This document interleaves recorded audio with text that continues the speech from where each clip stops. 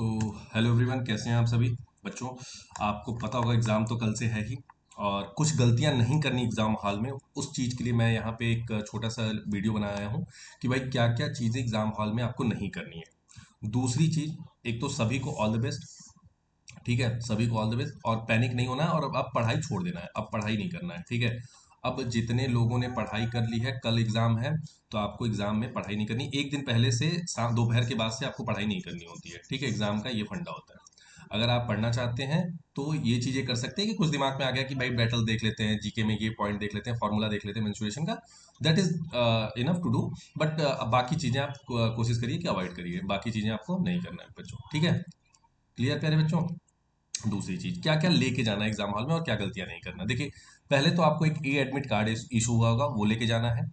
एक photo bearing identity proof original with clear photograph लेके जाना है। मतलब कि जिसमें पासपोर्ट हो सकता है, आधार कार्ड हो सकता है आपका, ड्राइवरी लाइसेंस हो सकता है, सर्विस आईडी, एम्प्लॉई आईडी अगर गवर्नमेंट में है तो वो हो सकता है, आईडी इशू बाई कोई यूनिवर्सिटी, वोटर आईडी कार्ड है वो भी ले जा सकते हैं, पैन कार्ड ले जा सकते हैं, या एक सर्विसमैन का है तो वो चीज़ें आप ले जा सकते हैं। बेसिकली आप कुछ भी ऐसी चीज़ें ले जा सकते हैं जो कि गवर्नमेंट द्वारा इशू की गई हैं और फोटो आइडेंटिटी प्रूफ है। In case of mismatch of date of birth mention in the admission certificate and photo ID proof.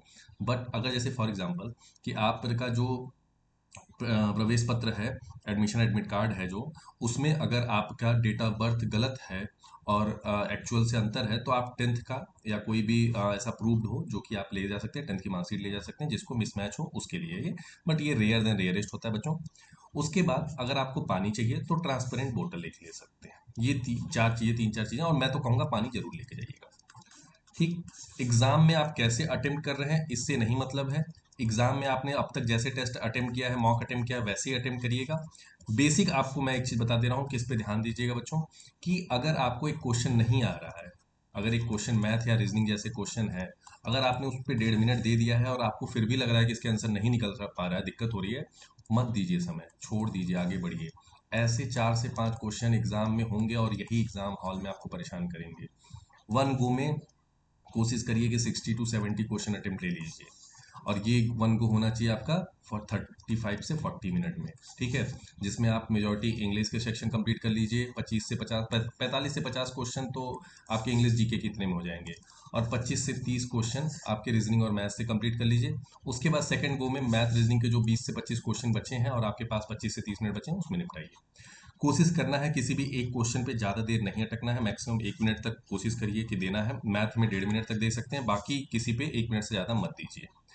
बाकी आप लोगों के लिए यही चीज़ है कि ऑल द बेस्ट, सभी का सिलेक्शन हो जाए। प्री के लिए घबराना नहीं है, कटअप ज़्यादा बड़ी जाने वाली नहीं है, मेहनत करना है कुरेशी के साथ, अच्छे से मैक्सिमम अटेम्प्ट के साथ। जय हिंद, जय भारत दोस्तों।